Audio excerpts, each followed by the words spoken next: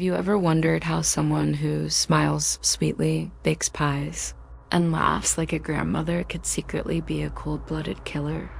Before we dive into the chilling story of Nannie Doss, known as the Giggling Granny, make sure to subscribe to our channel so you never miss more stories like this. On the surface, Nannie Doss seemed like the perfect grandmother, cheerful, kind, and always ready with a smile.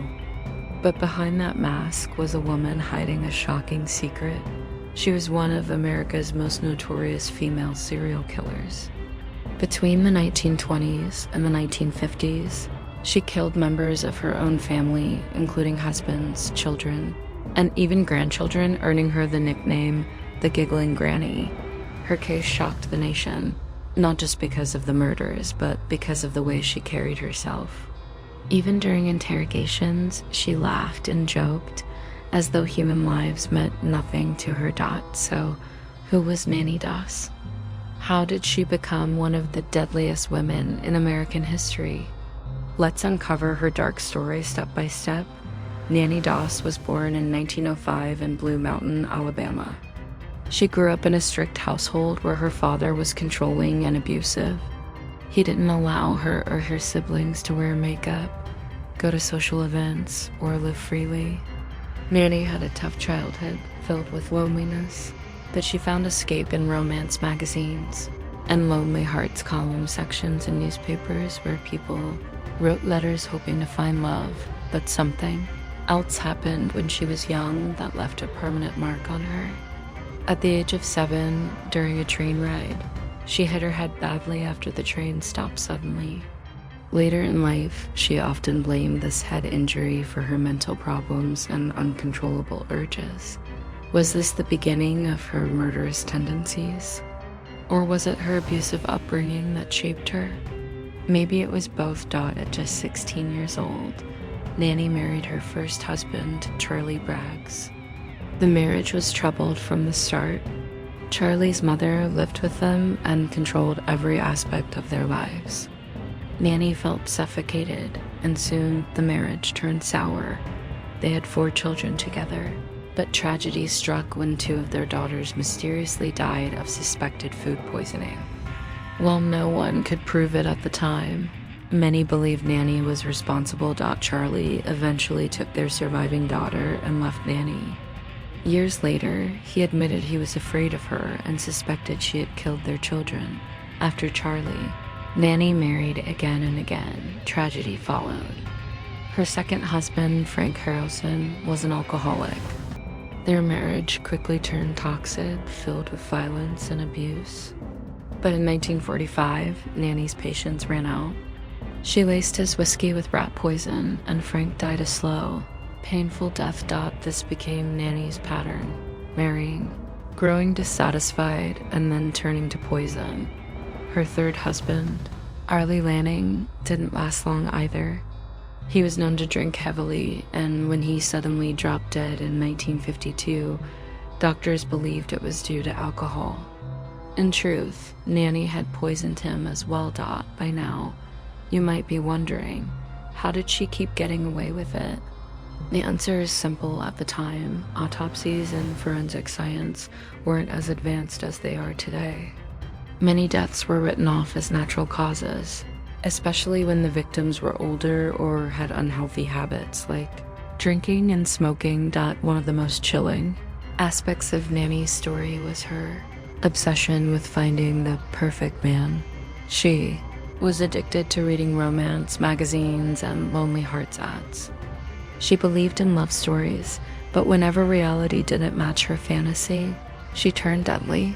She would respond to personal ads, charm her way into a man's life, and then, if he disappointed her, end it with poison. It was as though she saw marriage as a game, and her husbands as disposable characters. Nannie's cruelty didn't stop at her husbands. She began targeting her own family members. Her mother, Louisa, came to live with her in 1953. Within days, Louisa was dead again. The cause was poison. Not long after, Nannie's sister Dovie, who was ill and bedridden, also died mysteriously. Even worse, Nannie's daughter, Florine, gave birth to a baby girl. Shockingly, the infant died soon after birth while in Nannie's care. It's believed Nannie poisoned her own grandchild. Think about that for a moment. A woman who was supposed to embody love, warmth, and care as a grandmother was instead ending the lives of her own blood. Nannie's fifth and final husband was Samuel Doss, a minister from Oklahoma. Unlike her previous husbands, Samuel was a good man. He didn't drink, didn't cheat, and treated Nannie kindly. But there was one problem. He didn't let her watch TV shows or read the romance magazines she loved so much in. September 1954, Samuel was hospitalized with flu-like symptoms. He was treated and sent home, but shortly after, he fell sick again and died. Suspicious doctors decided to perform an autopsy. What they found shocked everyone. His body was filled with arsenic. This was the first time anyone had proof that Nannie was a killer. After Samuel's death, police launched a full investigation. When they confronted Nannie, she shocked them by confessing not with tears or guilt, but with laughter. She giggled as she admitted to poisoning 4 of her husbands, her mother, her sister, her grandson, and possibly many more. This bizarre behavior earned her the nickname the Giggling Granny. Even in court, she smiled and joked, as if murder was a casual hobby. In 1955, Nannie Doss was sentenced to life imprisonment for the murder of Samuel Doss. At the time, the death penalty was considered, but since she was a woman, the court chose life in prison instead. Nannie spent the rest of her days behind bars, where she continued her strange habit of giggling. She died of leukemia in 1965. Psychologists and criminologists have debated Nannie Doss's motives for decades. Some say she suffered from brain damage due to her childhood head injury. Others argue that her abusive upbringing fueled her anger and hatred. But there's another disturbing theory. Nannie simply enjoyed killing. Her laughter and lack of remorse suggest she took pleasure in watching others die. The case of Nannie Doss remains one of the most disturbing examples of hidden evil. She looked like the sweetest grandmother, but behind that mask was a woman capable of unspeakable cruelty.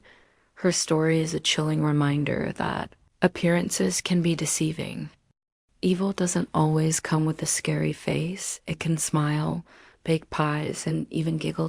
So what do you think? Was Nannie Doss born a killer? Or was she shaped by her childhood and failed marriages? Let us know your thoughts in the comments below. And if you enjoyed this deep dive into one of America's most chilling true crime stories, don't forget to hit that subscribe button, like this video, and share it with others who love uncovering dark mysteries. Stay tuned for more incredible stories. And remember, sometimes the most dangerous people are the ones who look the most harmless.